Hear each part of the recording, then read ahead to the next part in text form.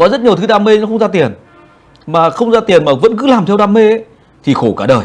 Bởi vì là không có cái điều kiện đảm bảo thì có mà đam rời, đam được mấy hôm thì là mê cái khác, và cuối cùng lại quay lại mê tiền, thì lúc đấy nó già mất rồi. Có một số bạn hỏi là bảo là thầy ơi, bây giờ là giữa cái việc là kiếm tiền với lại việc làm theo đam mê thì theo thầy là làm cái gì? Thì theo tôi bảo tôi theo trải nghiệm của tôi thôi nhá. Ngày xưa ấy là tôi mới ra trường thì tôi rất đam mê về lập trình, nhưng mà cái món đấy làm nó không ra tiền, cho nên buộc tôi phải tìm một cái việc gì ra tiền để nó nuôi lại cái đam mê. Và sau khi có nhiều tuổi hơn nữa thì tôi mới ngộ ra được một điều ấy, là có thể cái đam mê đấy nó ra tiền thì là tốt, nhưng mà có thể có những phần lớn là những cái đam mê mình thích nó không ra tiền. Cho nên là mình sẽ phải làm một cái gì đấy để sớm đạt được tự do tài chính.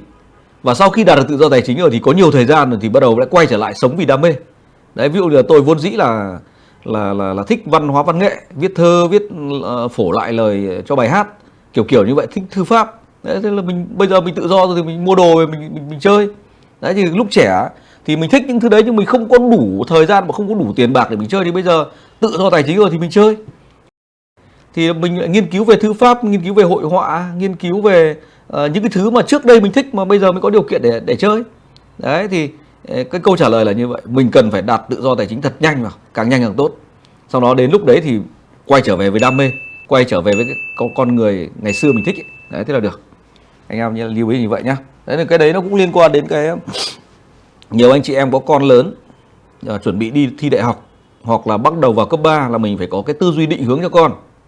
Thì đầu tiên là mình phải gần con hơn, nhiều hơn, để lắng nghe nó, xem nó thích cái gì, nó chú tâm đến cái gì, sức mạnh của nó là cái gì, sở trường nó là cái gì, thì mình định hướng dần cho nó để nó chọn nghề, chọn nghiệp, nó định hướng cho tương lai. Tất nhiên nếu có thể thì làm điều đấy càng sớm càng tốt. Ngay từ hồi cấp 2, cấp 1 mình tìm ra được cái tài năng của nó, mình phát huy nó từ bé thì càng tốt.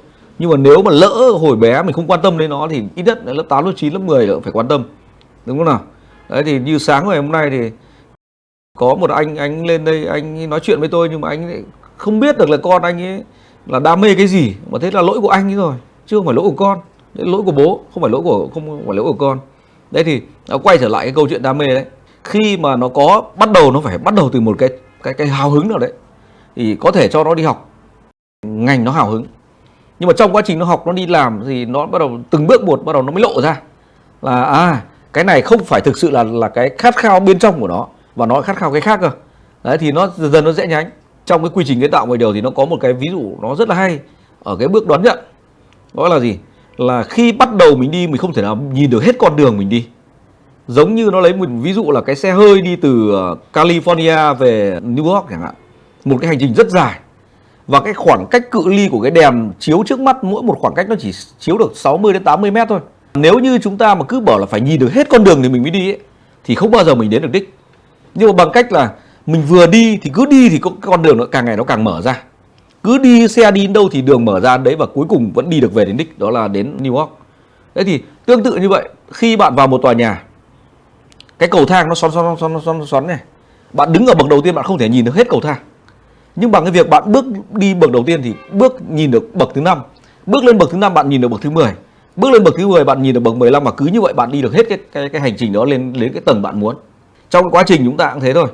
Lúc bắt đầu chúng ta học đầu tư này thì có thể có những anh chị em là phải học hết tất cả các quy trình, thực hành mất cả năm trời, xong dần dần từng bước một bắt đầu mình biết được thế mạnh của mình trong hoạt động đầu tư, đầu cơ nó là cái này, và người ta sẽ tập trung đi sâu vào cái đấy.